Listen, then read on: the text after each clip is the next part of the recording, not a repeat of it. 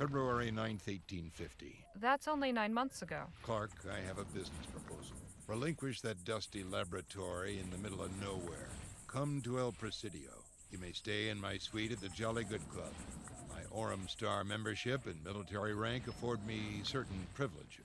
You will be furnished with the comforts owing to a man of your intellect and accomplishments. It's signed L. P.S. You needn't have any concern for your valuables, as there is ample secure storage in the room. One of the aforementioned perks. Interesting. Jake will want to see this.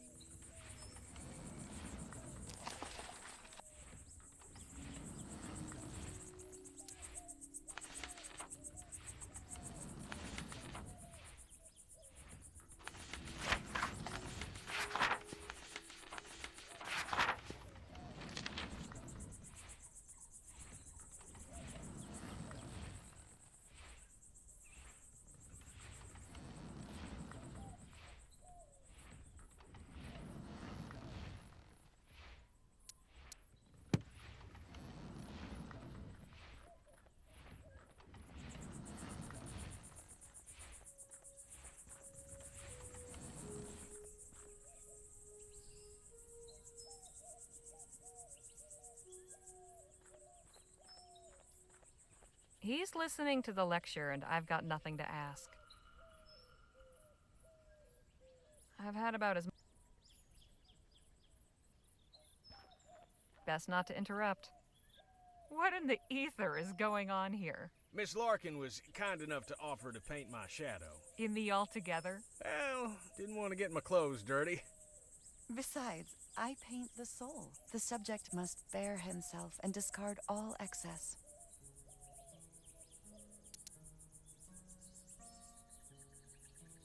Hey, Jake. I've got something to show you. So, show me. I'd prefer to speak in private. Can't it wait? I'm a mite indisposed at the moment. It's to do with what we've been looking for. Ah, well, in that case, excuse me a moment, won't you, darling?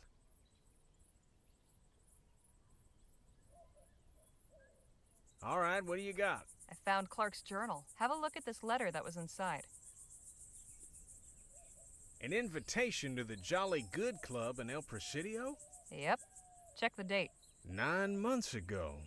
Ah, nice sleuthing, Harley. Let's round up the others and say our goodbyes. We need to plan our next steps. Leaving us so soon? But you've only just arrived. We appreciate the hospitality, but it's time we moved on. If your journey must continue, then so be it. But we cannot thank you enough for your discovery of Evocator Bennett's etheric cultivator, Miss Leger. Once we relocate and configure the equipment, our crops will surely flourish. That's great to hear. I hope you'll all be well fed this winter. Know that you will always find welcome in Chrysalis. Farewell, my friends. Odd bunch of folks, but quite charming in their way. There is a strange kind of peacefulness about this place. That's a fine way of putting it. Anyhow, let's get to the crux of the matter. Harley turned up Clark's diary. More importantly, I found a letter inside inviting him to the Jolly Good Club in El Presidio. It was dated 9 months ago. That's right about the time he disappeared, isn't it? It is indeed. I'd say it's obvious that the good doctor accepted the invitation. And took his money with him? Well, it ain't here, or in his lab. And what's that postscript in the letter say, Harley? You needn't have any concern for your valuables, as there is ample secure storage in the room. Don't get much clearer than that.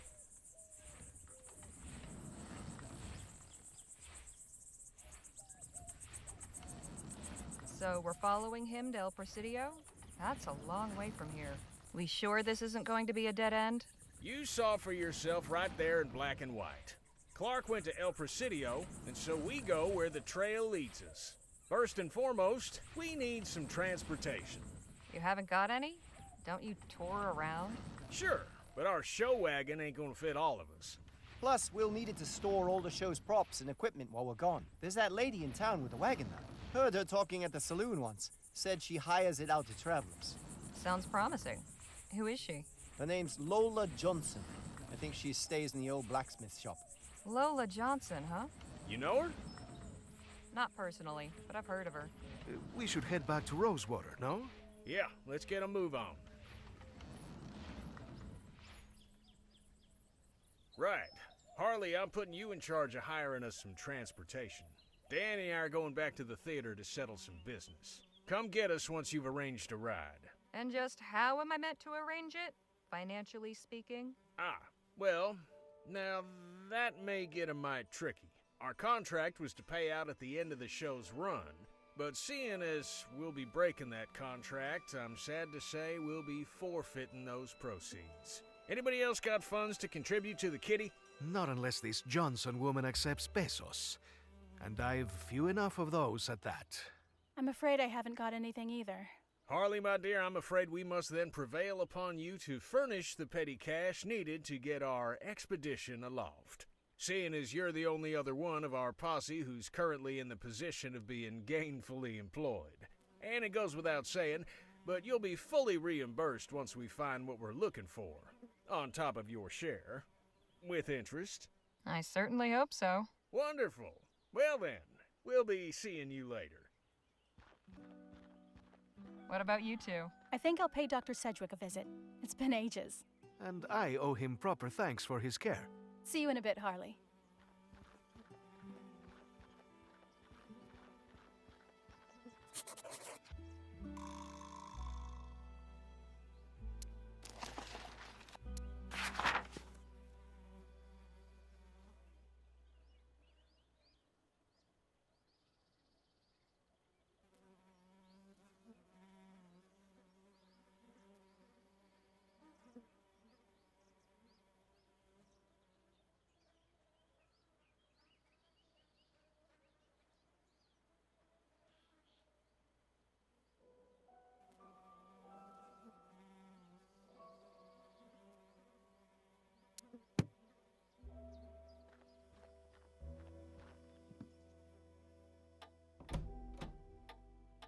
Welcome back, Miss Legere. Hey, Sheriff. What can I do you for? Did you ever meet Dr. Bennett Clark? No, he only came into town every couple of weeks, until the ethericity ban got handed down. And glad I am of that. I have no use for any of that claptrap. All it does is spook folk, and sometimes blows them up. Don't suppose you've encountered a group in the valley calling themselves the Luminarians? The what now? Luminarians. They claim to be the protectors of Dr. Clark's artifacts. They've got a commune set up near his lab. Oh, come on now. You're pulling my leg. I'm serious. Well, so long as I don't get up to nothing in town, they ain't my problem. Thanks for the chat, Sheriff. Come back anytime.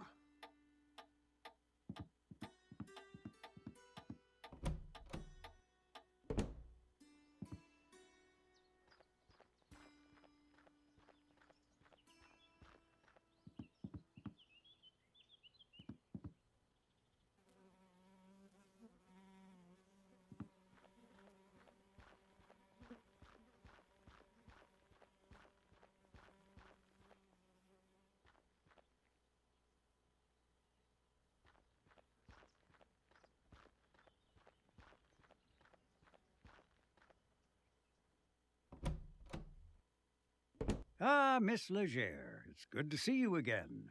Nadine and Mr. Marquez were just telling me how you all were acquainted. Please do continue.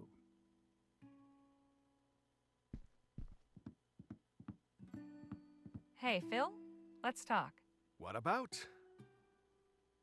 Are you looking forward to our journey west? I more look forward to what we will find at the end of it. Right. Carry on. Nadine, could we have a word? Of course. Pardon me a moment. So, how was it working for the good doctor? Well, he taught me everything I know about medicine. It was especially interesting during the rush. We had no shortage of patients then. I lost count of how many broken bones I set. Seems we've a big journey ahead. Are you excited for it? Yes, but also a bit nervous. I've never been beyond this valley. You'll be all right. We've got a good group, and we'll look out for you. Thank you. I appreciate your kind words. I'll leave you to your conversation. Hey, Doc. Miss Legere. Did you ever make the acquaintance of Dr. Bennett Clark? Ha! Doctor. If that man's a doctor, then I'm Hippocrates. Shall I take that as a no? Miss Legere, I do not associate with lunatics and crackpots, especially those who recklessly cause the deaths of innocents. Now, let's not sully the good name of higher learning any further. Have you met any members of the Luminarians? I beg your pardon? They're a community living near the old Clark laboratory. Oh, those ethericity cultists. Yes, they do make their way into town on occasion. Sometimes the women come to me seeking certain remedies and prophylactics. And I've treated 1 or 2 cases of malnutrition. The desert is a hard place to make a home. Something about the old lab draws in the gullible and deluded. Lost souls searching for meaning. I'll see you later, Doc. Do take care of yourself.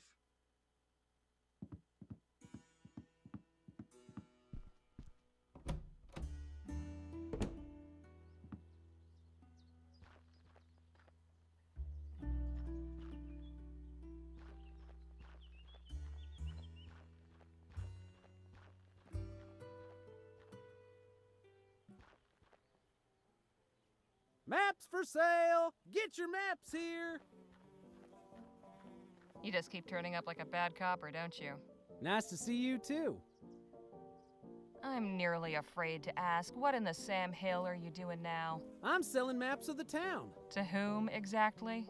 Near as I can tell, I'm the only new arrival. The locals in the market for maps of a town you can circumnavigate in 10 minutes. You're a real stick in the mud, you know that? Don't go anywhere. Not like there's anywhere to go. Not now, lady. You're scaring away the customers.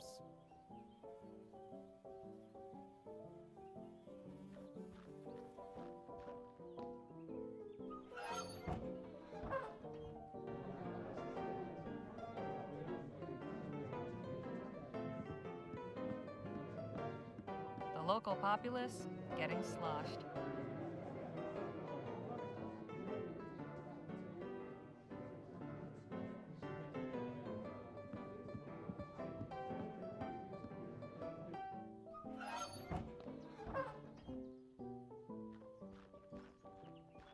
I must admit, I admire the kid's gumption.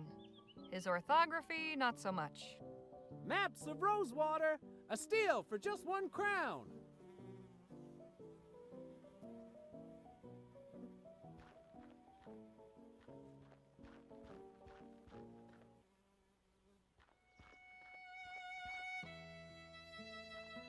Wonder if Jake will still be doing shows after we find Clark's treasure. A guy like that wilts without a spotlight. This place is falling apart, but these stone tiles were nice. Once.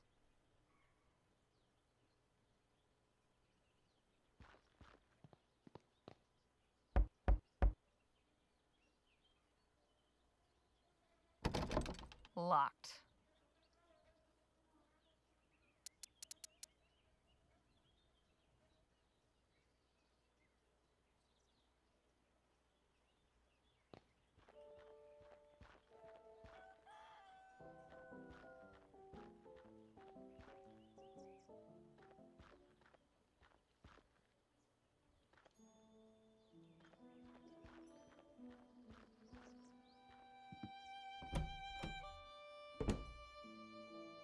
Good to see you again. Excuse me? How can I be of assistance? Did you ever happen to meet Dr. Bennett Clark? I have Joni's account of his demonstrations at the theater, but I never saw them myself. Never met the man either. He wasn't seen much in town. You wouldn't happen to know anything about the Luminarians, would you?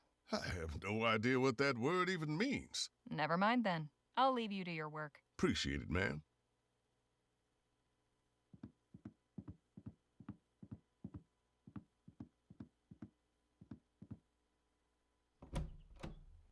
Good to see you again, Harley. Hope you're spinning me some aurum. Well, I've spent the past couple days following Jake around. gathering plenty of straw. Glad to hear it. I like writers who go above and beyond. What do you need? Say, did you ever get a chance to meet Dr. Bennett Clark? Not personally, but I did attend one of his demonstrations at the Opera House back before the ban. The man knew how to put on a show, I'll say that much. Pity it all came crashing down in the end. Have you encountered the Luminarians? What in the ether is a luminarian? Oh, they're in the ether, all right. They're a community of folks living near Dr. Clark's old lab who have designated themselves protectors of his artifacts. They believe Dr. Clark transcended into the ether and joined some luminous beings that live there. That's some wild stuff. But I publish newspapers, not copper novels. I'd best be on my way. Right you are. See you later, Joni. Take care of yourself out there.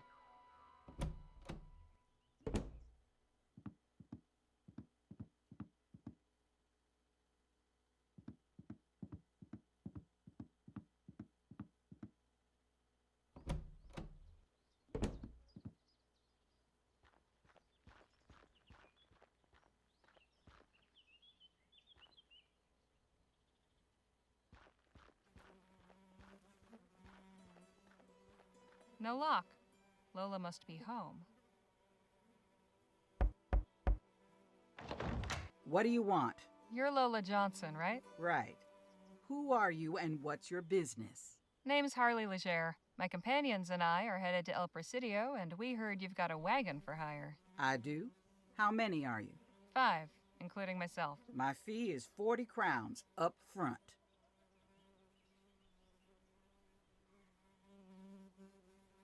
I'll come back later.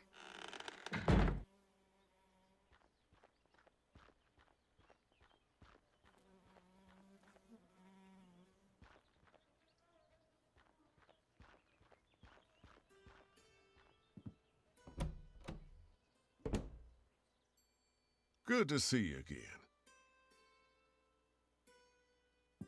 Cozy. All right, let's get this thing knocked out. But first...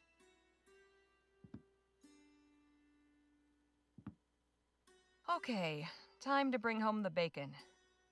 The big question, how to open?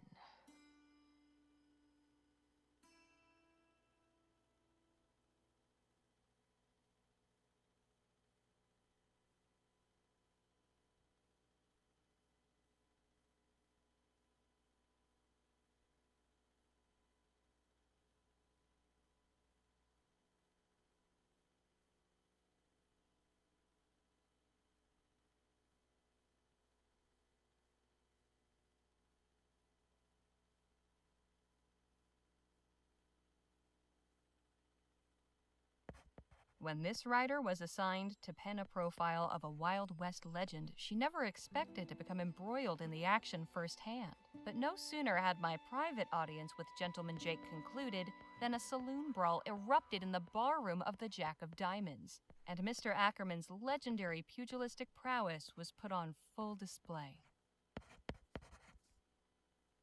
Now the middle section needs to recapture the reader's interest. Let's see.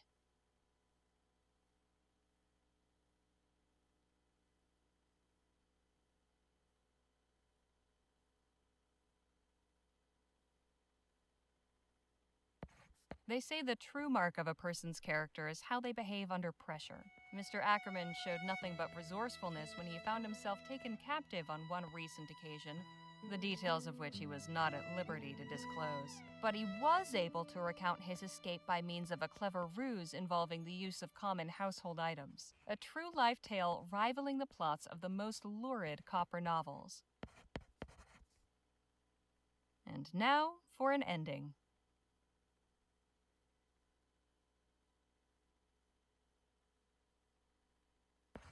Mr. Ackerman is a great man, and by his visit to our industrious frontier town, proves that Rosewater is the sort of cosmopolitan crossroads where one might yet meet and mingle with some of the true luminaries of our age. All right, that should do it. Now, what should I title it?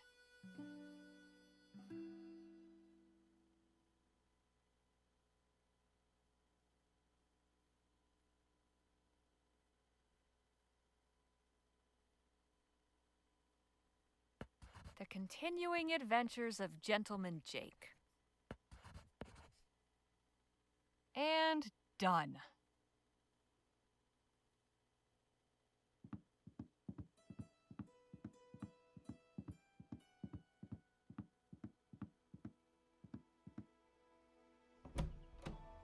Hello again, Harley. See you later. Take.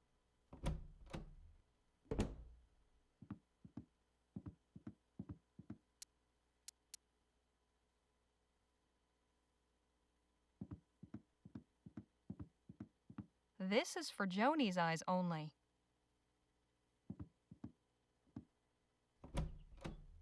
Hello again.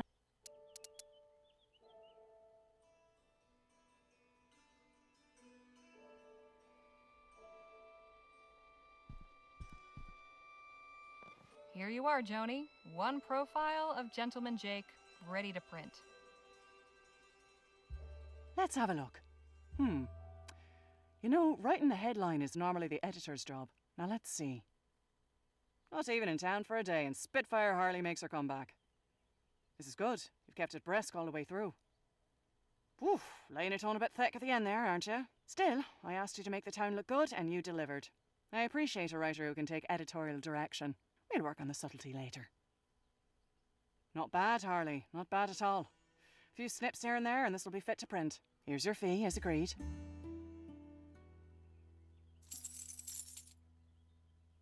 Now I know what I'm working with, I'll have a think about your next assignment. About that. Hmm? I'm leaving for El Presidio with Gentleman Jake. We're after Bennett Clark's missing fortune. Whatever we find, I've got a feeling it'll make a hell of a story. You're right about that. Tales from the wild frontier are in vogue these days, and folk will be gumming to find out what happened to Clark. All right then. Clark's missing fortune it is. I've got something else. Oh? Do tell. While I was going around with Jake, we spent some time with the Otham. I learned that they've come under constant attack from the soldiers at Fort Beaumont. What? Why? That's the thing. There's no reason. They pose no threat, yet the soldiers harass them anyway. In one recent raid, all their crops were torched. That's atrocious. People need to know about this. I'm glad you think so, because their leader wants their story told. She's willing to be interviewed. She gave me this statement, too. Powerful stuff. I'll pay a visit as soon as I can and see for myself. Plenty of townsfolk could stand to learn about our neighbours in the valley. This could open their eyes. I hope so. Now, if you'll excuse me, I need to see about hiring a wagon. Godspeed, Harley. See you later, Joni. Take care of yourself out there.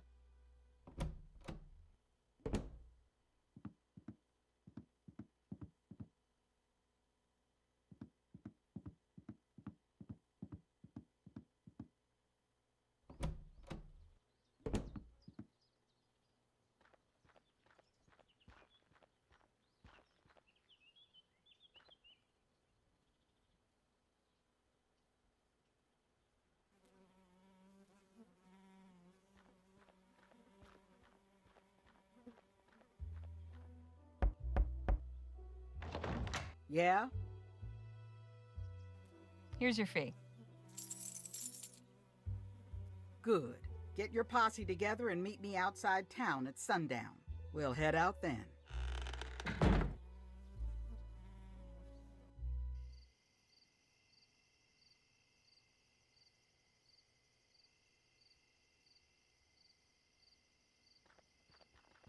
There you are. This your group then? This is us. All right, folks, listen here. I'm Lola Johnson. This is my wagon. When you're in my wagon, you follow my rules. Rule 1, I'm your driver, not your friend. While we're moving, leave me be. That means no yammering in my ear about how pretty you think the mountains are.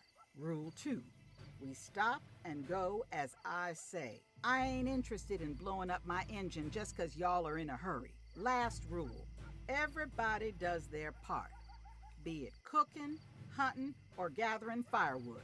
This ain't no pleasure cruise, and I won't be serving y'all. The road can be rough, but I'm an experienced navigator and tracker, so stick with me and you'll be fine. If you've got any questions, now's the time to ask.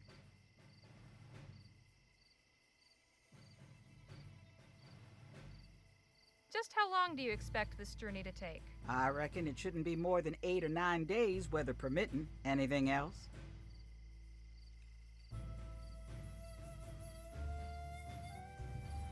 You said you're a tracker? What's that mean exactly? It means I'm good at finding things. One of you gets lost, or we're hunting our supper and need to trail an animal, I can do that. So, like a bloodhound? No, like a tracker. Compare me to a dog again, and you're finding yourself another ride. Understand?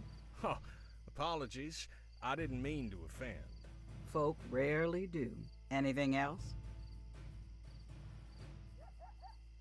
Regarding your first rule, what if we have an emergency? Then tell me. Just don't bother me with small talk. I need to concentrate on driving. Anything else? We understand. You'll have no trouble from us. All right then. Let's get a move on. Time's wasting.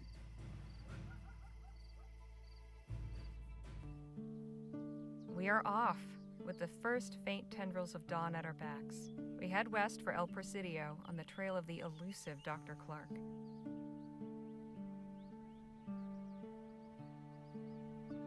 We have but a few days' travel before us, through the desert and mountains to reach the coast. I am rather looking forward to getting a better view of this part of the country. And should the scenery lack for diversion, I suppose I'll have recourse in the fellowship of my new traveling companions. Now that we've assembled in this unlikely venture, perhaps it's time we got to better know one another.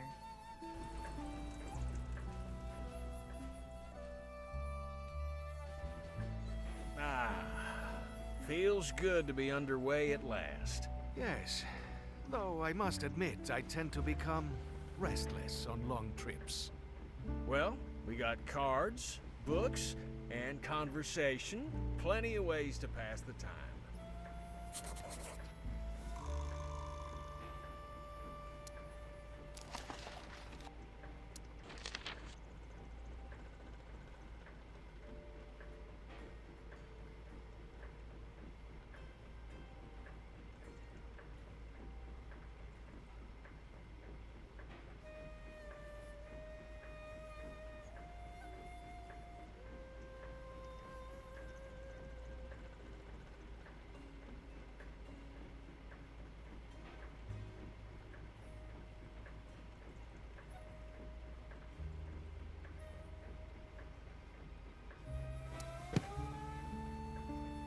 That's what keeps this heap going. Makes it pretty hot in here, too. None are in the red, so I guess that's good.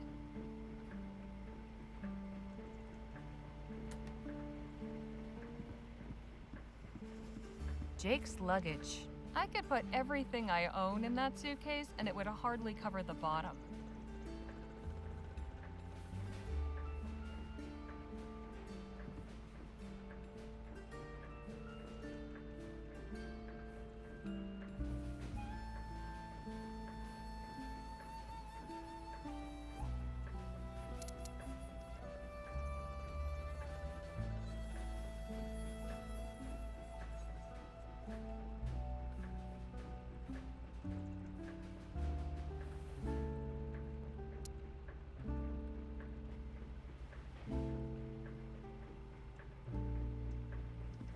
Hey, Nadine.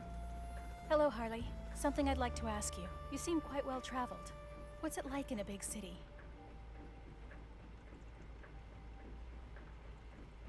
Well, everywhere's different. I've never been to El Presidio before. It's big, but from what I hear, not as crowded as cities back east. Doubt it's anything you can't handle. Stick with us and you'll be fine. That is something of a comfort. So how'd you become a healer? Did you go to school? No. I mean, I attended the missionary school for a few years as a child, but not to learn medicine. I was taught by Dr. Sedgwick. I worked as his apprentice for nearly a decade. He was a wonderful guardian and mentor. I am grateful for all his care. You said Doc Sedgwick was your guardian? What about your parents? I never knew my mother.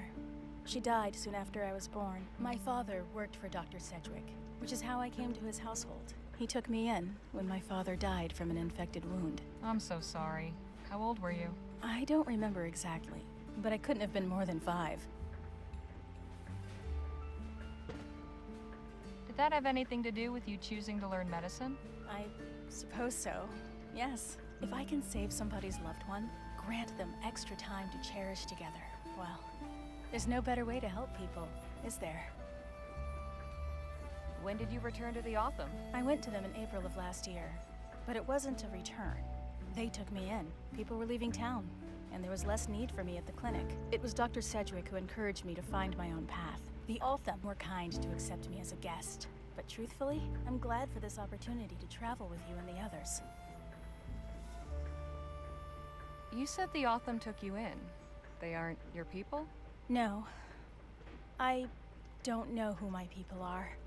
My father never told Dr. Sedgwick, and I have no memories of him talking about it. I think my parents came from somewhere to the east, but I'm not even sure of that. Have you ever tried tracking down where you came from? No, I've considered it, but it's complicated. Perhaps someday. Nothing to say, really. Phil? Señorita? You're very polite, Phil, but please, call me Harley. What is wrong with Señorita? It's not my name. Ah, but it is a sign of respect. I would never dream of addressing a new Spanish lady by her given name. Well, things are different here. As I am learning. If you wish it, it will be so. Appreciate it. Will this be your first time visiting El Presidio? It will. I have heard many tales of this so-called Mouth of the West. I am curious to find out which ones are true. We'll talk more later. I look forward to it. Hey, I see something up ahead, by the side of the road. Looks like some kind of castle? Wagon's slowing down. Guess it caught Lola's eye, too. Let's have a look.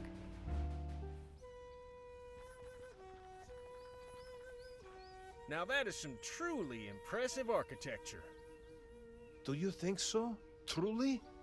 That it does, impress?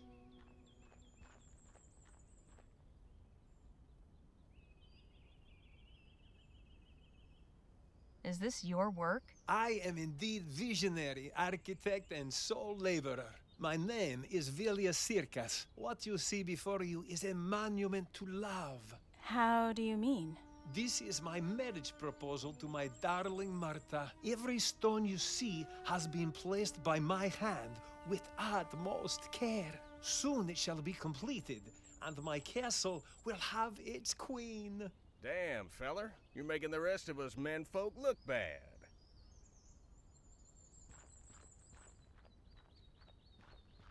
I'm going into town to pick up a few things. I'll see y'all back on the wagon. I'll come with you.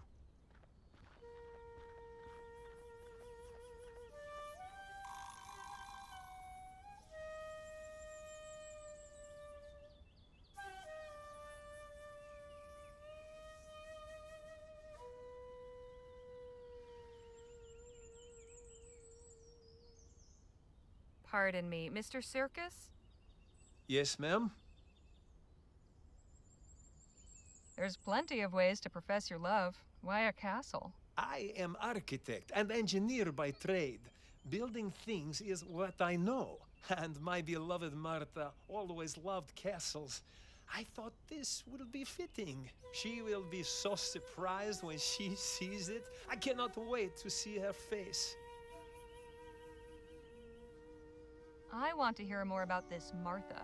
How did you meet her? Her father was chairman of rail company where I worked in Rampton. He introduced us. And you started courting? For a time, yes. Then my work brought me to Western Vespuccia, but we have corresponded. I send letter every month. Hang on. When was the last time you saw Martha? Just before I came here. 7 years. You're telling me you haven't seen Martha in 7 years, and you've built her this castle hoping she'll marry you? What if she says no? She will not refuse me. Not when she sees what I can give her. But perhaps you will see for yourself. I sent her telegram to invite her here, and she sent a response. Today she will be here.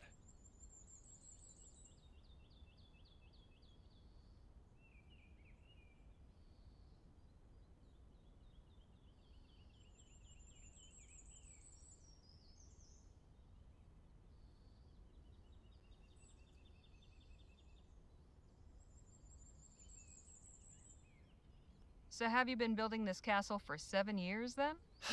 About that long, yes. I began at once when I moved here, so that I could bring Marta here to live with me as soon as possible. Caramba. Great work takes time.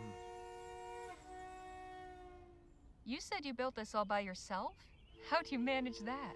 As I said, I am engineer by trade. There are plenty of stones all around. I simply gather and place them. Is it your intention to actually live in this place? Of course. Wouldn't it help to have some doors? All in due time. My dear Marta has delicate constitution. Desert heat will be good for her health. Does she have problems with her breathing? Yes, I believe so. Often when I would visit, her housemaid would say she was too ill to see anyone. Now, I've heard that one before. You've an interesting accent. Where do you come from? I am from Lithuania. I came to Vespuccia to work on railroad and build bridges. And how has this country treated you, compadre? Very well. I have had many opportunities. The money I earned allowed me to build my dream. I'll just be off for now.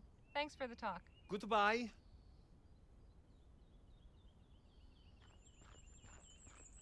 I really do admire this gentleman's dedication. It's rare to find someone so committed to anything.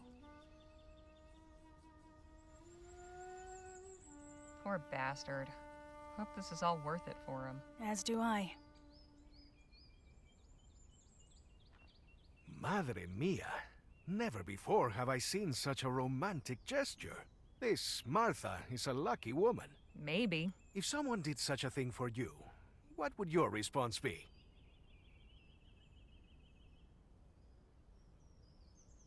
Gratitude, I suppose? Awe? I don't know. For such devotion to go unacknowledged would truly be a crime. You know, I can't help but remember the time I made a grand declaration of love. Wasn't quite this elaborate, but it came close. And what was the lucky lady's name? Meredith. She was something real special. Shame it didn't work out between us. Hope things go better for this feller. I can't even begin to imagine how many stones it took to build that thing.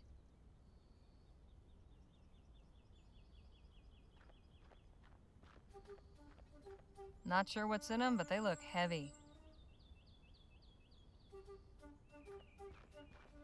Suppose it gets the job done, eventually. I can't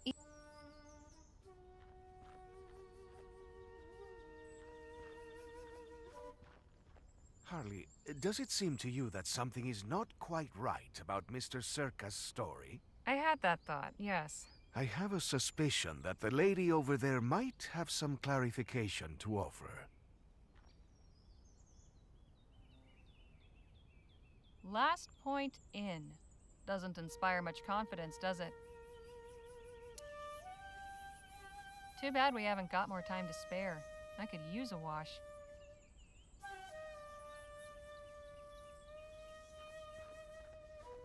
Guess nobody wrote in today.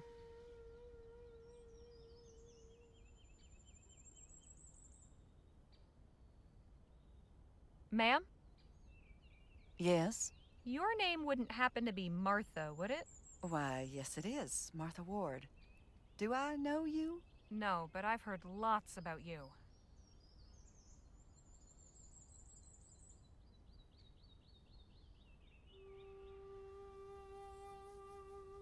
Mr. Villia Circus told me all about you. I believe you know him? Only too well, I'm afraid.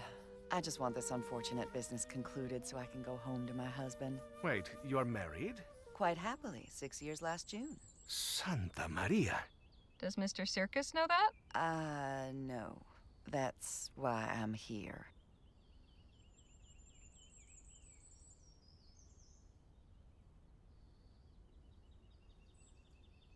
Is your husband aware that you've come here? Oh, heavens, no. He'd be furious. I left him a note saying I was going to visit my sister. Naturally, he has no idea Circus even exists. But he's very protective. Mr. Circus told me you've been corresponding all this time. Is that what he said? He claims to have sent you a letter every month. And they've each gone straight into the fire. I would have thought he'd get the message after years with no reply. But he's left me no choice except to come here and spell it out for him. How did you and Mr. Circus meet? He worked for my father's company. We were introduced at a Yuletide soiree. He was pleasant enough, but then he began calling on me at home. I didn't wish to encourage him, but he kept pursuing me anyway. Did you ever actually tell Mr. Circus you weren't interested? I gave him no favorable sign. Eventually, I stopped receiving him with my father's blessing. He imagined a better match for me than some associate engineer. Thankfully, Mr. Circus was reassigned to Western Vespuccia after a few months. Is the desert heat making you feel better? I beg your pardon? Mr. Circus said it might help your delicate constitution. Yes, I suppose he would think that. You see, when I didn't wish to receive him, I would instruct my staff to make excuses. Say I wasn't feeling well, or away taking the water somewhere. It wasn't entirely forthright of me, I admit, but Circus was vexatiously persistent. Enjoy your day, ma'am. You as well. And if you see Mr. Circus again, please don't tell him I'm staying here. I'll go and speak with him when I'm ready.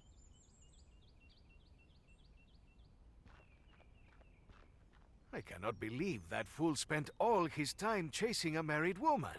Has he no shame?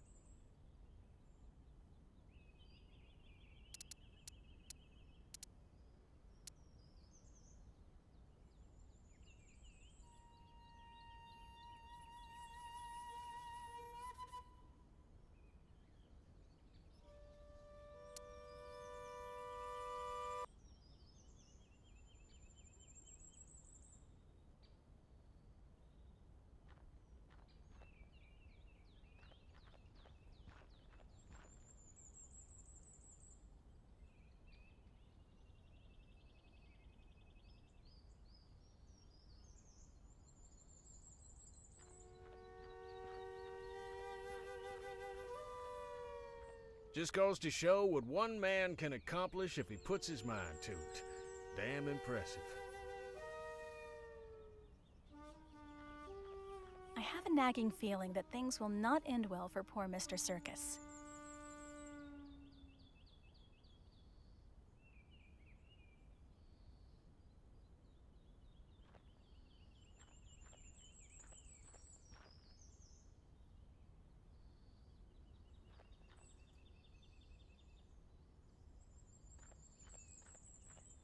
Nice day out. Quiet.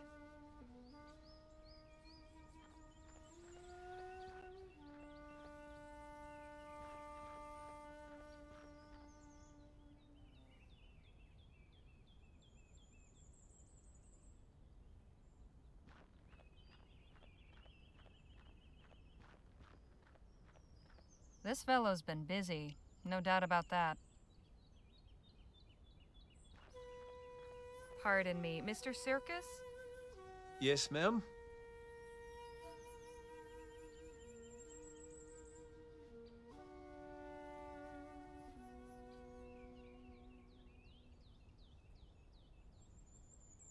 Mr. Circus, there's something you should know about Martha. What? What is it? Well, it turns out she's married. Has been for 6 years. What? How do you know this? Did you meet her? Yes. She said she would come speak to you when she was ready. Ah, this explains everything. When I did not hear from her, I blamed this country's ineffectual postal service. But clearly this brute has kept her from writing. Or even hidden my letters from her. No, you don't understand. Oh, I understand. I understand very well. She would not have agreed to come if she did not want to escape unhappy marriage. Ah, right. I'll just be off for now. Thanks for the talk. Goodbye.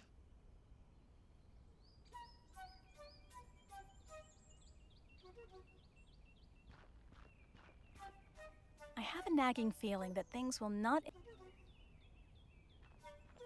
Just goes to show what one man can accomplish if he puts his mind to it. Damn.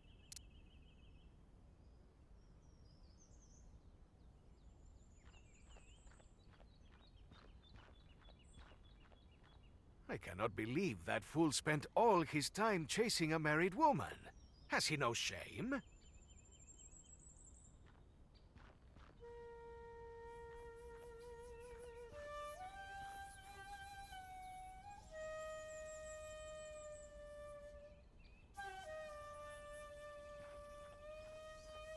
Ma'am? Yes? Mr. Circus seems convinced you're going to leave your husband for him. And I'm sure Mr. Circus also believes pigs can fly. How will you deal with him? He clearly won't take no for an answer. I'll find a way. I'll just... Martha! Bronson, what are you doing here? I'd ask you the same. Why did you lie to me? Oh, Bronson, I didn't want to, but I had no choice. Things are just so complicated. What in the ether does that mean? And who are these people?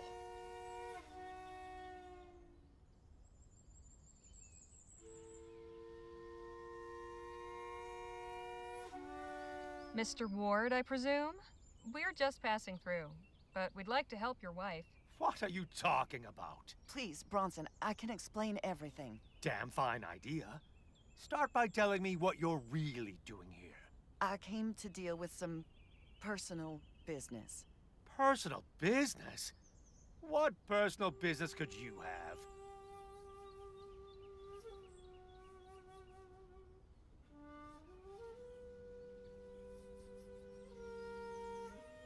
I have an unwanted suitor. I've come here to tell him to leave me alone once and for all. You what? Where is he? I'll kill him. No, you will not. I will so. Tell me where to find the bastard.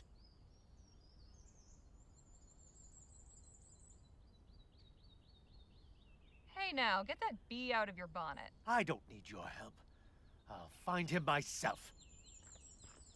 Bronson, come back here this instant.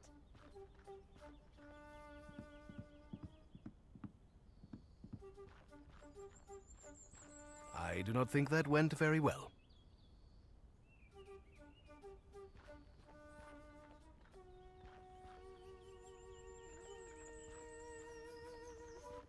Scoundrel! Ruffian! I'll teach you to lust after another man's wife! Ah, so you are the swine keeping Martha prisoner. Why, you foreign bastard! Whoa, easy, feller. Bronson, have you gone mad? You have until the count of 10 to get out of my sight, and out of our lives forever. Otherwise, I'll make sure you won't bother us again. 1, 2, 3, 4, 5, 6. You should listen to the man, Mr. Circus. He seems to mean what he says. I most certainly do. You do not frighten me. Hermano, you should be very frightened right now. Bronson, put that gun away and stop acting like a fool. I'm doing this for you, my sweet. But I asked you not to, Sugar Plum.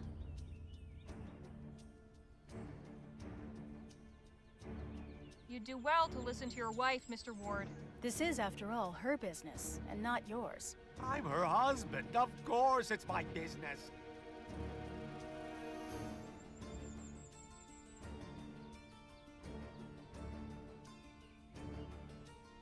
Mr. Ward, stay your hand. Don't do something you'll regret. My only regret will be leaving this cat alive. Mr. Circus, I think it's very clear that this isn't going your way. Just let her go. She's not worth your life. Very well. Please, sir, I will not trouble you again. Do I have your word? You will stay away from my wife and disappear from our lives for good? You have my word. Very good. Come, Martha. Let's get out of this cesspit. A moment, please. I will be right behind you. I'm terribly sorry it all had to turn out this way, Vilius. Why did you not tell me you no longer desired my affections? I didn't know how. Marta, I am here now. Tell me what you feel. I feel nothing for you. I never did. I don't know why I never said anything. I think I was afraid of your reaction. But I hoped you would take my silence as a clear indication of my disinterest. I cannot believe what I am hearing. I spent 7 years building this castle for you. All my money, everything I own was spent to fund the construction. And now, this. You know, the pair of you make me sick. I beg your pardon? This poor dimwit wastes years of his life obsessing over a woman too lily-livered to tell him the truth. I'd say you deserve each other.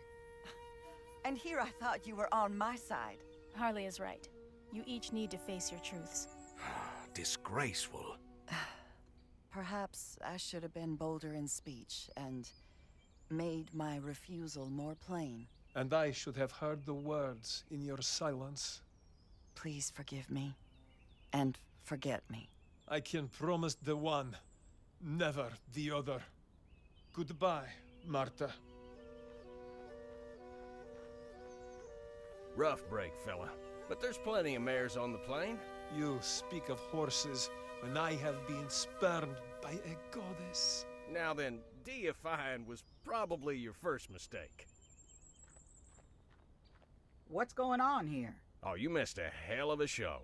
You gonna be all right, Mr. Circus? I will carry on. What will you do with this castle? It is the only home I have. I am not sure.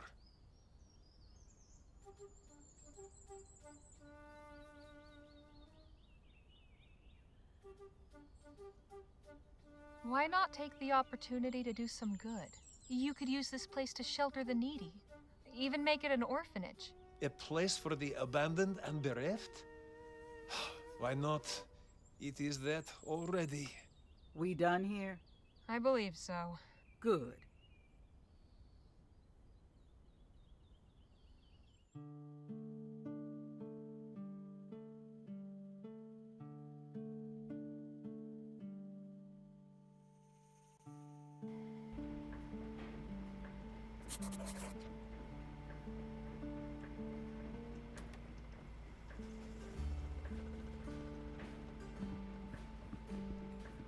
A deck of cards. Helps pass the time. Hey, Danny, let's talk. Sure. Actually, I was wondering about something. Where'd you learn how to fight?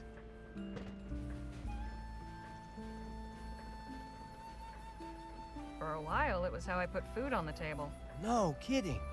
You were a brawler? I was. Used to call me Spitfire Harley. Wow. Were you any good? I took my licks, but usually held my own. In that world, being good is mostly about how much punishment you can take and keep coming back. Same as anywhere, really. Hell, if you want, maybe you and I can go a couple of rounds later. Really? Of course not, Danny. She's just pulling your leg. I was being perfectly sincere. Oh, shoot. In that case, I'm sitting ringside. So have you been to El Presidio before? Yeah, I was born there. No kidding. Didn't you say your family lived near El Presidio? In the area, yeah. They moved out to the city proper a few years back. I left when I was 16. Haven't been back in ages. When the Otham had us locked up, you said something about having been in a similar predicament. Have to say, I've been curious. Oh, right. Well, it's not that exciting. Nothing like one of Jake's stories. Let me be the judge of that. So, before I met Jake, I used to run with some folks who, well, we got into some trouble. The guy in charge, he thought it might be fun to try sticking up a post office. That didn't go so well. We wound up in jail for a few days. We didn't escape or anything, just did our time and were let go. I see. Told you it was a boring story. Not at all. I appreciate you telling me. So who were these people you ran with before? They, do we have to talk about this right now? No, we don't. Sorry if I hit a sore spot. That's okay. Maybe, Maybe some other time. Hey, Jake? Yeah, Harley? Did your travels ever take you to El Presidio? A few times. Can't say I much care for it. But that city's for you. Too crowded, too impersonal. I'll take the wide open countryside any day. Looks like we have some time on our hands. How about a story? Sure, why not? It was 1842, and I'd been hired by the sheriff of Bleachbone Gulch to track down some cattle rustlers.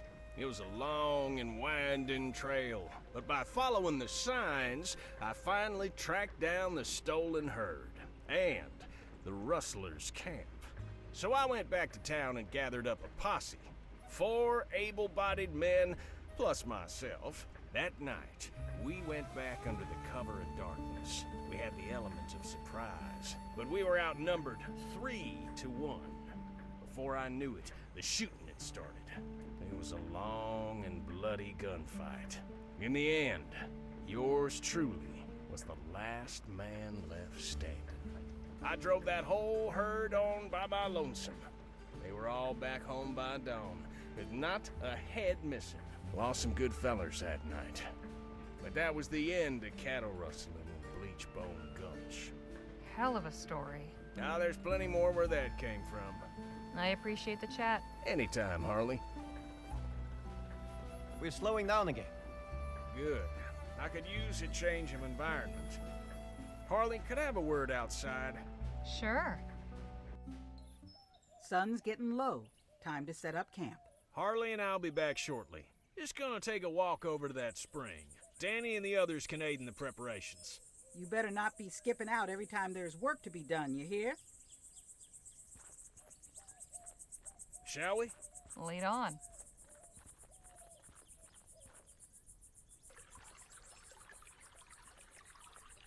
Would you look at that spring?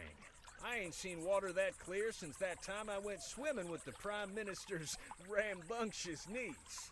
So, you wanted to talk to me about something? I did. I can tell you've got a cogitating mind, always assessing the situation, finding the risks and opportunities. Now that we've got a real posse assembled, I'm keen to hear your thoughts on our little venture. Everything seemed hunky-dory so far, in your estimation?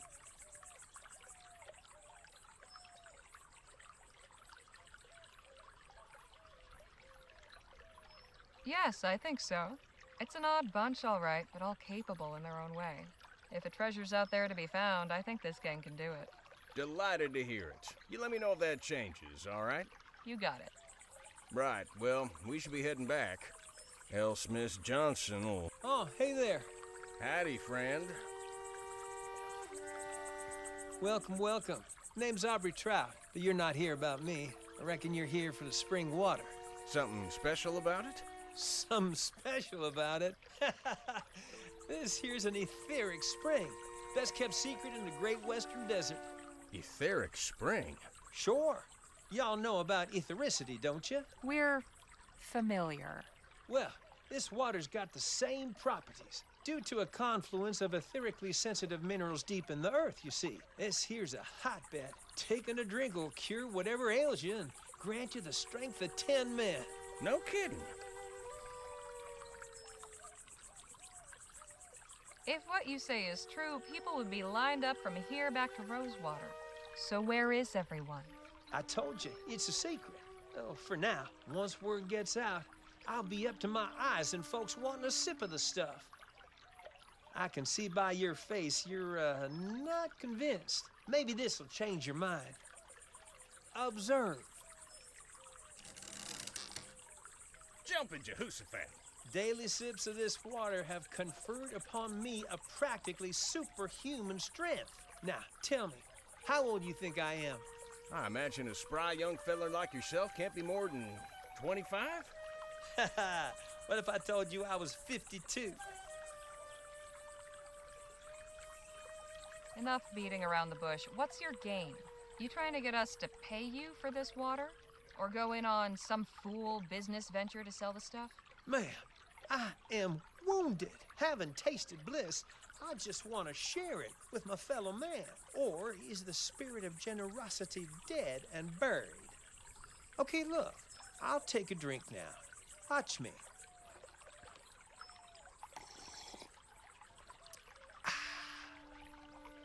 There, you see? Tastes like springtime and sunlight. Now, if the water was no good, would I have done that? Reckon not. So go on, friends. Share in the wealth. Take a sip. If it does even half of what you say.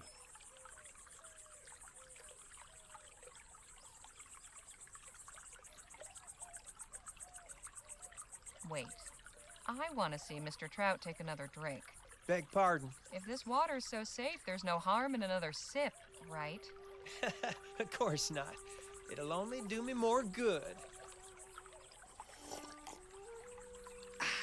Divine nectar.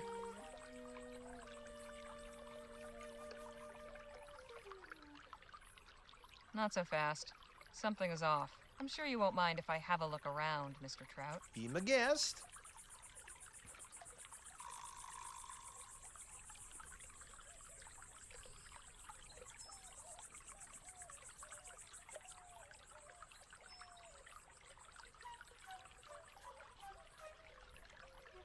The others are nowhere in sight. All these trees look dead. That can't be a good sign. Looks refreshing, but looks can be deceiving.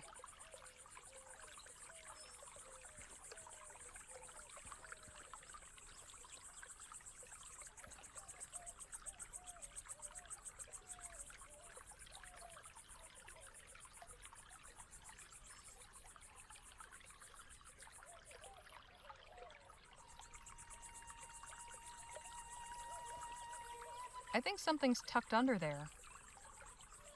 What have we here? Magic Spring didn't do much for this beast's health. Did this poor animal die after drinking the water, or because of it? Water of life, huh? Was there a sign here at one point? Wonder what it said. Wonder if this is hiding anything. Ow! Bunch of stickers! Damn! Might be a good hiding place. Nothing but twigs and leaves.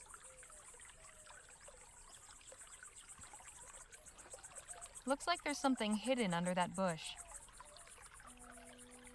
What's this? These boards have been badly damaged, but it looks like it says WRNI warning. These warning. There could be something in here.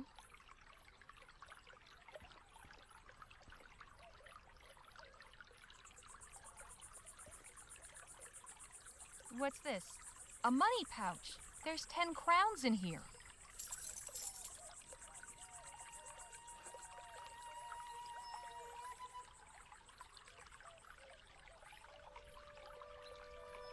They're circling low.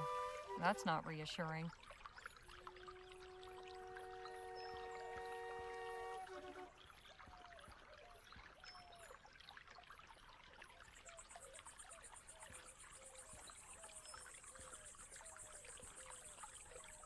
Jake, I don't think you should drink that water. Why not?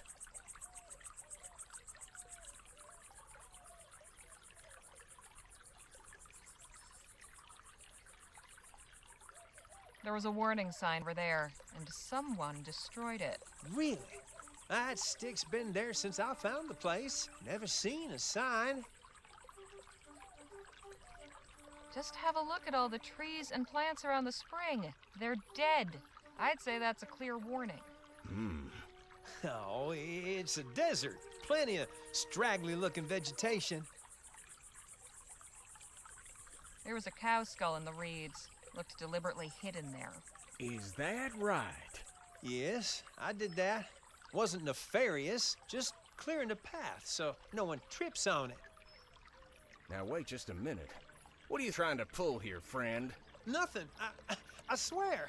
Right, and I'm the Prime Minister. Quite the little scam you've got going on. I don't know what you're talking about. Oh, I think you do. Jake, maybe you can coax our friend here to talk? I'd listen to the lady, partner, unless you want to be another notch on Gentleman Jake's holster. Okay. I'll talk. The spring's toxic. I trick people into taking a sip and then rob them. Gee, Rover Christ, that's pretty low, even for a confidence trickster. You don't kill them. A little sip only knocks you out for a bit. So how are you still standing after all those drinks you took? I got a natural immunity. What can I say? Found a way to turn it to my advantage. And that iron-bending trick? Like you said, just a trick. Of course. I should have seen through that. We got ourselves a real piece of work here, Harley. You're telling me. What do you reckon we should do with them?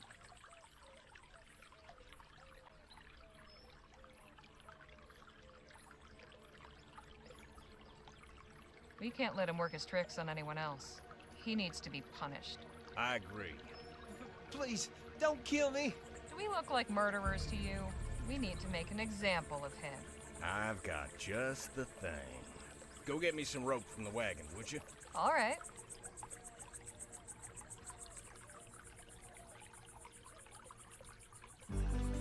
That's some fine work, Jake. Thank you. Maybe now our friend will think twice about leading people astray. Shall we? Wait! You're just gonna leave me here? Plenty of folks travel this road. You know that, or you wouldn't have bothered laying your trap. I'm sure you'll encounter some charitable soul. Eventually.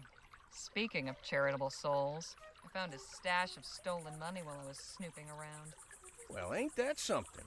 Come on, let's head back and see how the camp setup's going.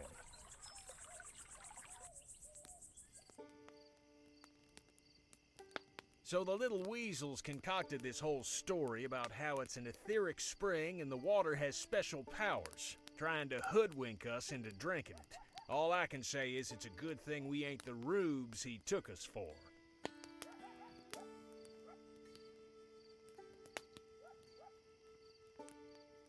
I feel sorry for anyone falling prey to his tricks. He was a crafty one. Even so, you gotta get up pretty early in the morning to pull one over on old Jake. So what happened when you found him out? We got a full confession. Turns out, the water's poisoned. The snake worked up some scheme to get passers-by to drink, and then empty their pockets as soon as they were out of commission. Leastways, I think that's what he said. Couldn't catch half of it through his blubbering and sniffling.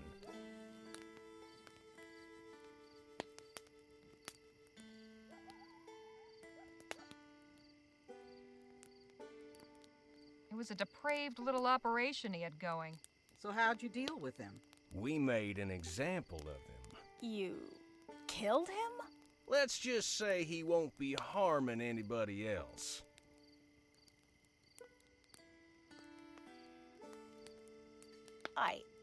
I see. Good. Sounds like the bastard deserved it. The chili's almost ready. Harley, can you come help me and Phil serve? Sure thing.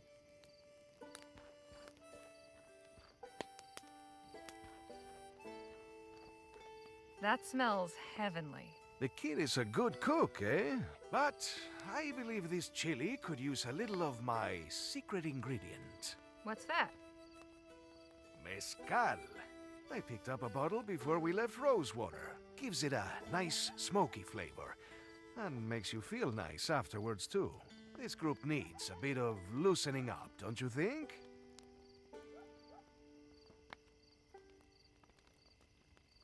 Okay, just make sure not to overdo it. Me? Overdo it? Never.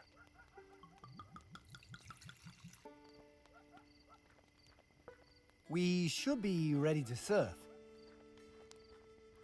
Just one last taste. Tastier than usual. Smoky. Did one of you add something? Just my secret ingredient. Well, whatever it is, it's real nice. Come on, let's let's fill up these bowls and get everybody fed.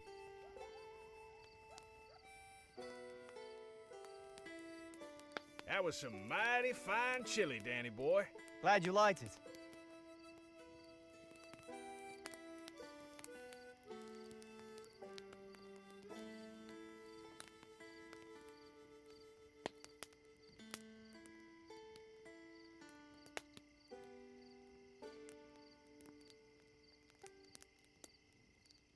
I'd say it was the best damn chili I've ever tasted.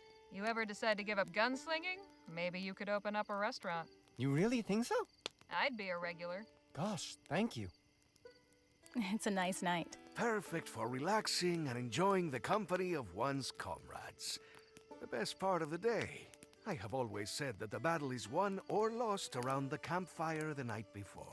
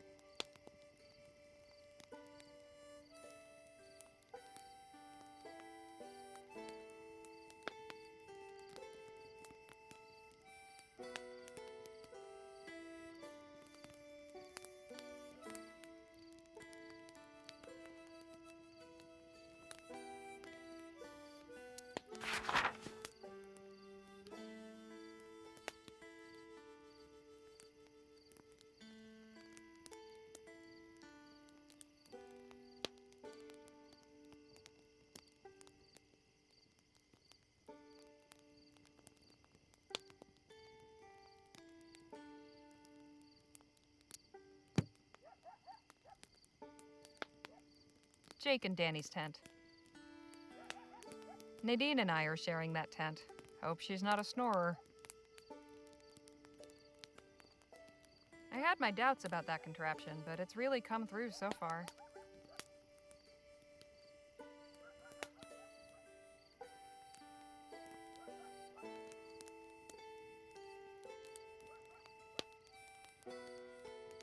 You look like you're enjoying yourself. And why should I not be? We have fine weather, good food, good company. Are you not? Well, sure. I mean, this is great and all, but... But nothing. Here, take a drink. Celebrate. I'm happy just to soak in the festive mood. Thanks. You go on, though. Oh, I shall. If you'll excuse me, it's been a long day. I need to rest up for tomorrow's drive. Night all.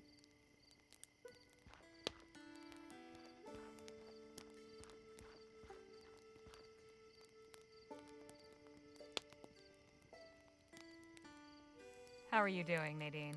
It's been quite a journey so far. In any case, I look forward to seeing what tomorrow will bring. I hate to leave such merry company, but... I'm suddenly feeling very sleepy. Please excuse me. I'll see you all in the morning. Sleep tight, Miss Redbird. Night.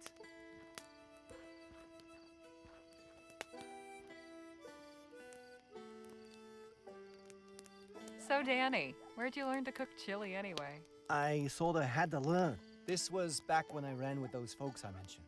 We were living rough for a while, and then got sick of the same watery, gamey stew every night. So one day I just scooped up some beans and whatever I could lay my hands on and came up with this recipe. Guess they liked it. I was in charge of supper from then on. Hell of a day, huh, Jake? I'll say. It's disheartening to know there's so many men out there hell-bent on bringing others to ruination. But at least we saw through his ruse. It's as they say. There's a mark born every minute, one to trim 'em and one to knock 'em. Time for me to call it a night.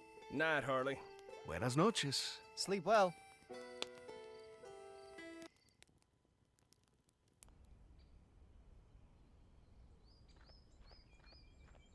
We leave within the hour. Don't leave anything behind.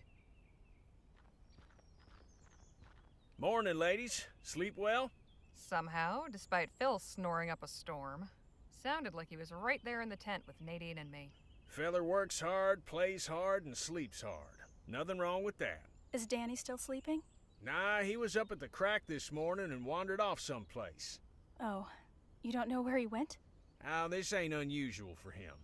Reckon he needs some alone time every so often, so I'll leave him to it. He just wandered off by himself? Is he all right? I'm sure he's fine.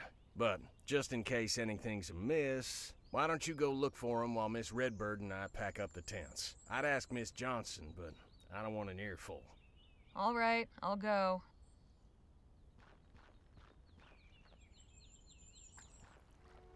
Danny? You out here? Where in the ether could he have gone?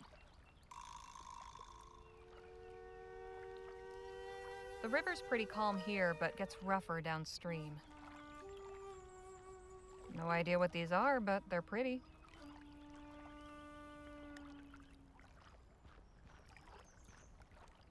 Daisies, I think. The river's pretty calm here, but gets rougher downstream.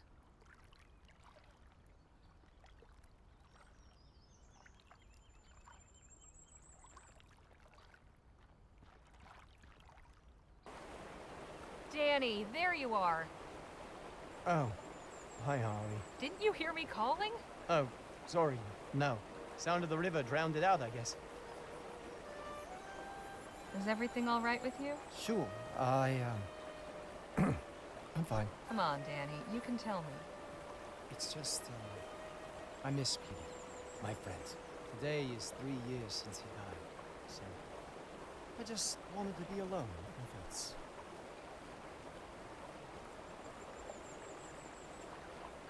I'm real sorry, Danny. Can I help in any way? I don't know. Maybe? See, the thing is, I never got a chance to mourn properly. It all went down so fast. And he was gone before I knew it. And I was starting over someplace new. I never got to say goodbye. Here's a thought. How about we make a kind of memorial for your friend? Maybe you can say a few words or something? Might help. It's a great idea. We'll need something to serve as a marker. What do you have in mind?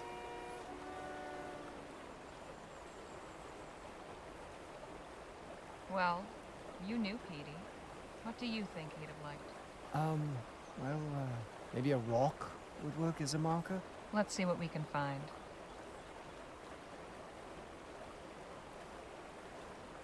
The current's really strong.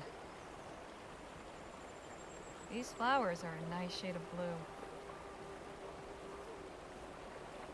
Would this rock make a suitable marker? No, it's not the right shade.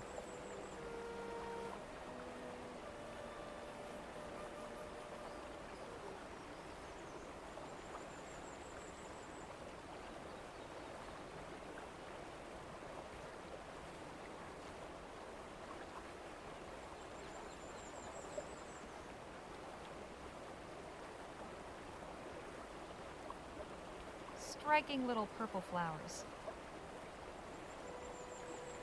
Looks like it fell off that tree not long ago.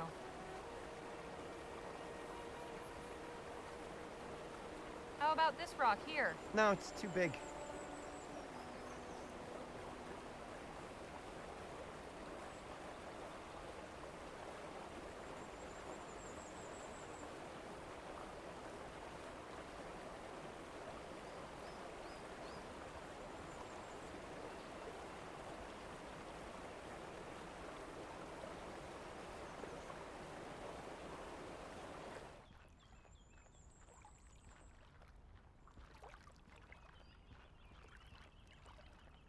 Will this make a good marker? There's gotta be a better one. See that rock in the river? Oh yeah! It'd be perfect for a marker. It's stuck in the riverbed. I can't pull it out on my own.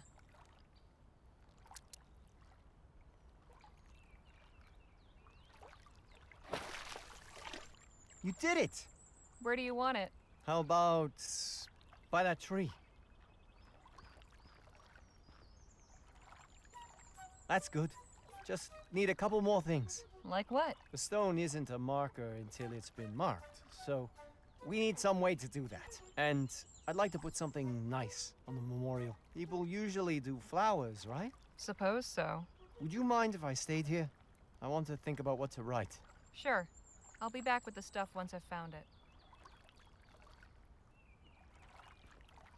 Daisies, I think.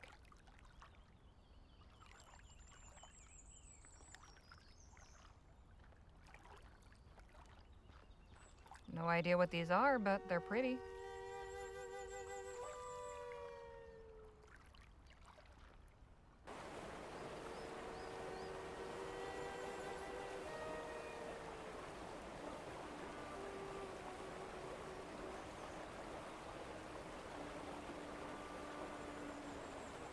Striking little...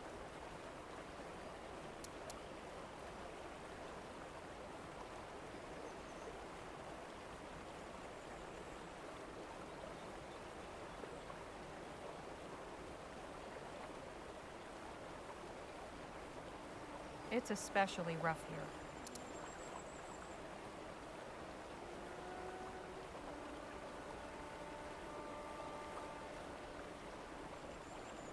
The current's really strong.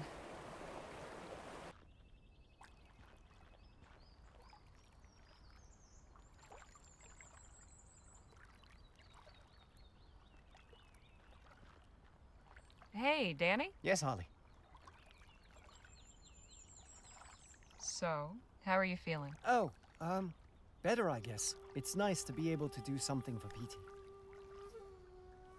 Could you remind me what it is we're looking for? Something we can use to mark the stone. Some flowers to put on the memorial. Right.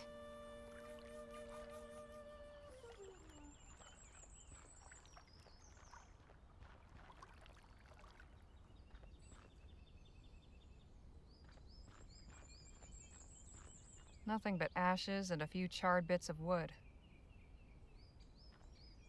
This should work to mark the stone.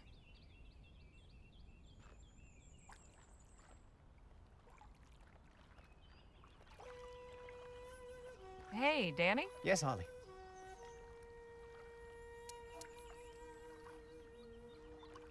Here, you can mark the stone with this. Yeah, this is great. Thanks, Holly.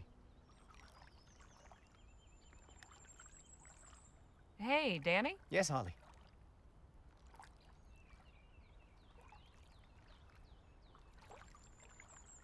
Tell me about some of the things Petey liked. Well, he used to play the harmonica pretty badly. He liked my cooking. He used to call me Beanie as a joke.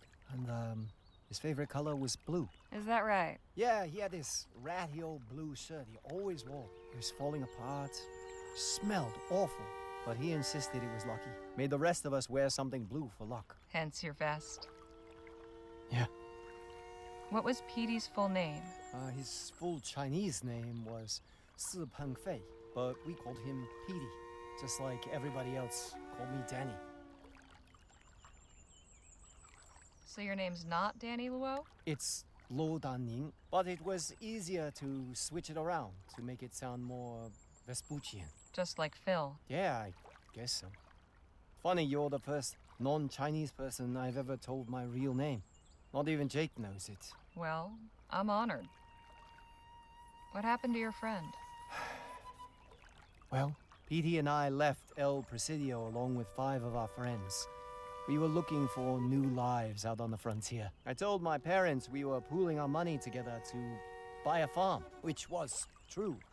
Except, we didn't actually have any money. Petey took charge and we all started off working odd jobs here and there. But he got impatient. He got it into his head that it would be easy money to rob a stagecoach. I didn't much care for the idea, but once Petey put his mind to something, there was no turning back. So the big day came, and, things didn't go so well.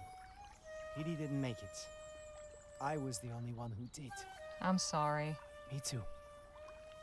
I just wish I'd said something more. Push back harder on the whole idea, but honestly, talking about it helps. So, thanks, I guess. Were you and Petey close?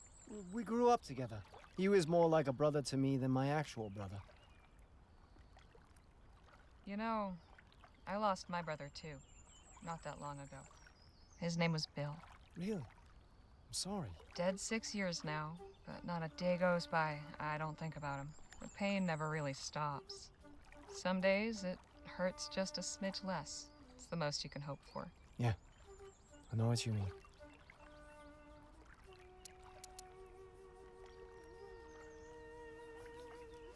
How about these flowers? Petey's favorite color, like you said. Hey, yeah.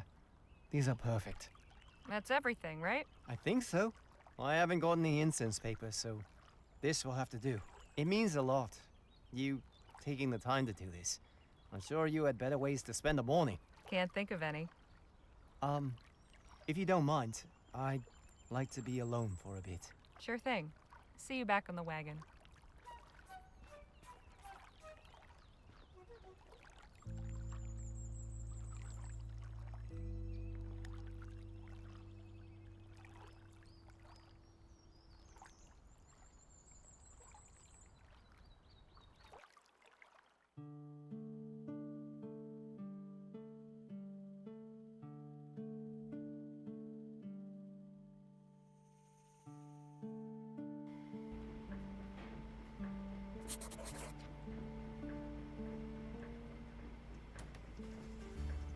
Phil? Harley?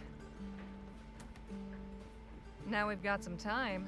Care to tell me about how you came to Vespuccia? I can appreciate your curiosity, although it is painful to relate. But you may as well know. I had assembled Lieutenant General de la Vega and several of my men in Jicotea, a small village on the Loyola River. We were preparing an operation to liberate the nearby town of Caballo Viejo. The Spanish army had it under occupation for some weeks, seeking intelligence on our movements. But before we could act, they struck without warning, without mercy. They did not confine themselves to fighting armed revolutionary soldiers. Old men, women, children, all were valid targets in their eyes. All held collectively responsible for resisting imperial rule. Victory was out of the question. We were hopelessly outmatched. Many brave souls laid down their lives to allow innocents a chance for escape. As civilians fled the village, I led the retreat north with Lieutenant General de la Vega. We gathered what we could of our forces from other positions along the way. It was clear that the army would relentlessly target any village known to harbor revolutionary cells and administer the same treatment. I left Jicotea a smoking ruin. I could not allow that to happen again. Temporary exile was the only alternative.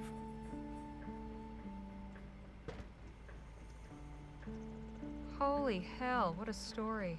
I'm sorry you had to go through that. Do not be. The Spanish have shown their true colors and made the necessity of our struggle only too clear. The day will come when I will gather my army, renewed in force and in spirit, and return to our homeland to reclaim what is ours. So, this revolution, what exactly is it you're fighting for? What does any man who is oppressed fight for? Freedom. Simple as that. The imperial government has grown fat on the labor of the masses. They torture and imprison anyone who dares speak out against their abuses. My people and I are straining to throw off the yoke of colonialism. We'll talk more later. I look forward to it. Hey, Nadine. Hello, Harley. Good book? I'm not much of a literary critic, but it helps pass the time. Danny told me you're a writer. Have you published any books? Me? No, books are way beyond my reach. I stick to articles and essays, and have trouble enough with those. You shouldn't underestimate yourself. It wouldn't surprise me to see a book with your name on the cover someday. Well, that's kind of you to say. Guess we'll see. Folks, we're making a brief stop. There's a lady by the road might need some help. Let's see if we can be of assistance then. Have you been stranded out here, ma'am? Oh, no, not at all. I can see how it might look that way, but I assure you, I am here with fierce and deliberate purpose.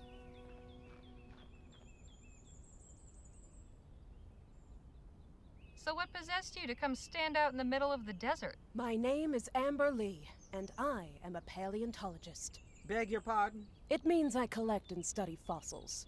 Fossils? You mean bones? Yes, that's right. Bones of the great creatures that roamed these lands millions of years ago. The mighty thunder lizards who shook the ground with every step. This wasn't always a desert, you know. It may seem difficult to imagine now, but millions of years ago, this was all a vast, lush rainforest. The perfect habitat for these awesome beasts. Suppose everybody needs a hobby. This is no mere hobby, sir. This is my vocation. In fact, I have been invited to exhibit my findings at the esteemed Jolly Good Club in El Presidio. The Jolly Good Club?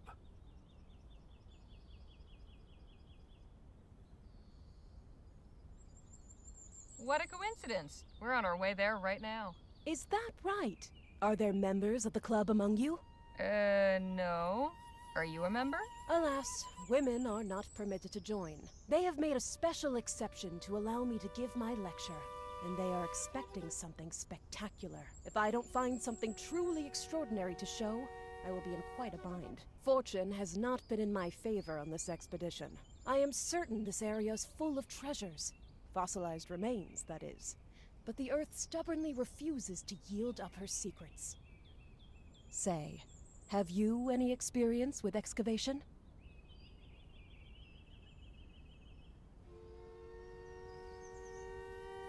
Afraid not. Can't even remember the last time I touched a shovel. Oh, no matter. The digging isn't even the most important part. It's the handling of the fossils. As long as you've a delicate touch, you'll be a great help. I shall compensate you for your trouble, of course. How much are we talking? I'll need 2 field assistants. I am prepared to offer you 5 crowns each for a day's labor, and double that if you turn up something I can exhibit.